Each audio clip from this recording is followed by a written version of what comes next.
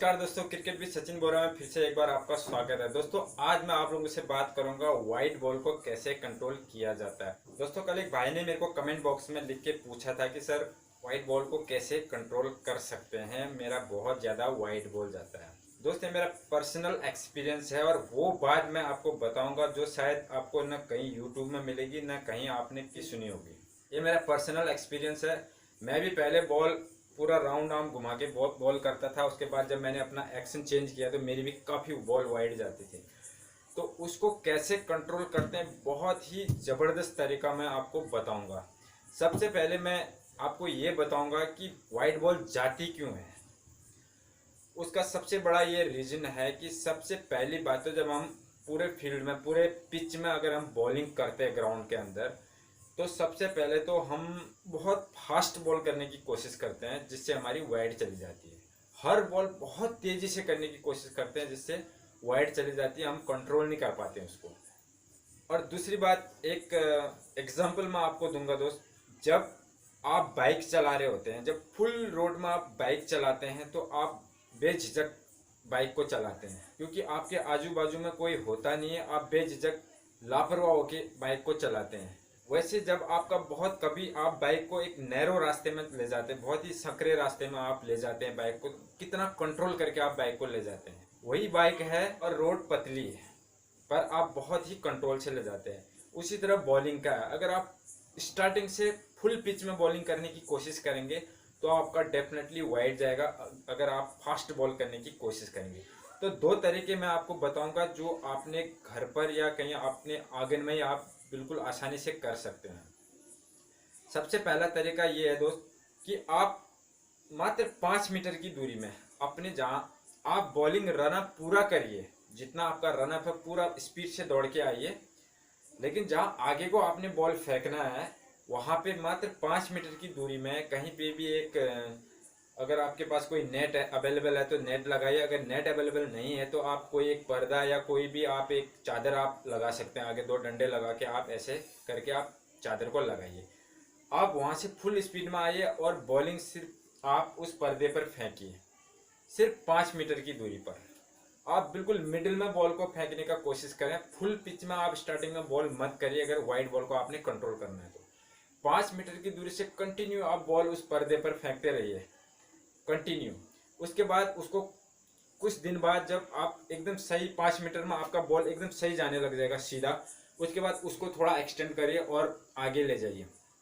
5 metre से 8 metre या 10 metre उसको करिए। उसके बाद कंटिन्यू 10 मीटर के पर्दे पर वो बॉल डालिए।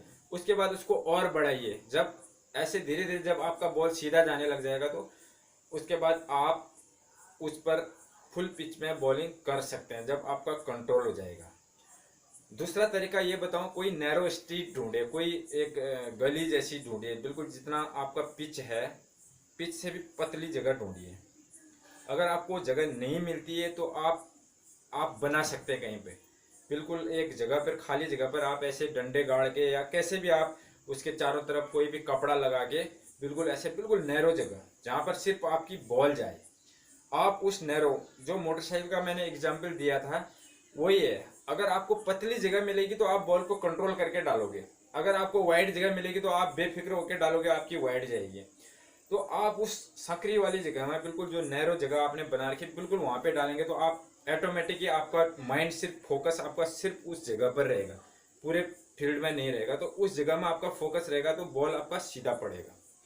दूसरा तरीका ये है, कंटिन्यू इसको प्रैक्टिस करिए, बहुत प्रैक्टिस करनी पड़ेगी क्योंकि वाइड बॉल अगर आपका ज़्यादा जाता है तो इस चीज़ का प्रैक्टिस बहुत ज़रूरी है।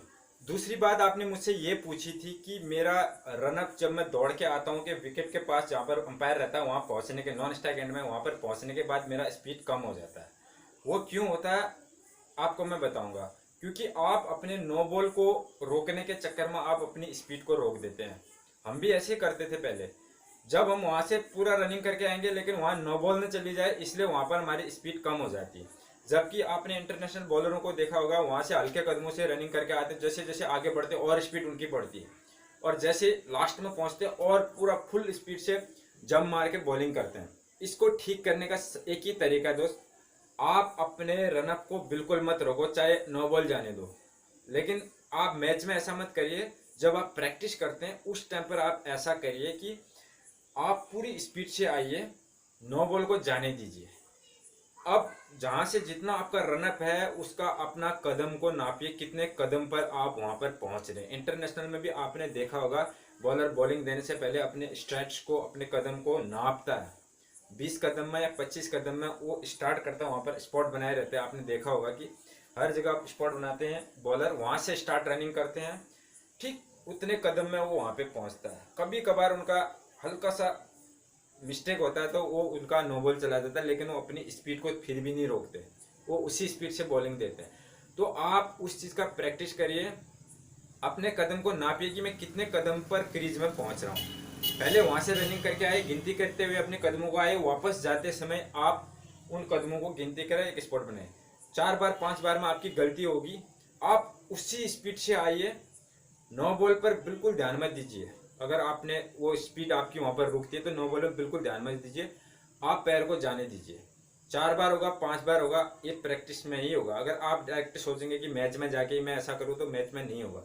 आपने घर में प्रैक्टिस करना पड़ेगा, अपना रनअप फिक्स करना पड़ेगा। 25 कदम या 30 कदम में आपका जो भी रनअप है उतना ही कदम आप जब मैच खेलते हैं उस टाइम पर जाके बना सकते हैं। ये दूसरी जो आपकी प्रॉब्लम थी ये दूर होगी।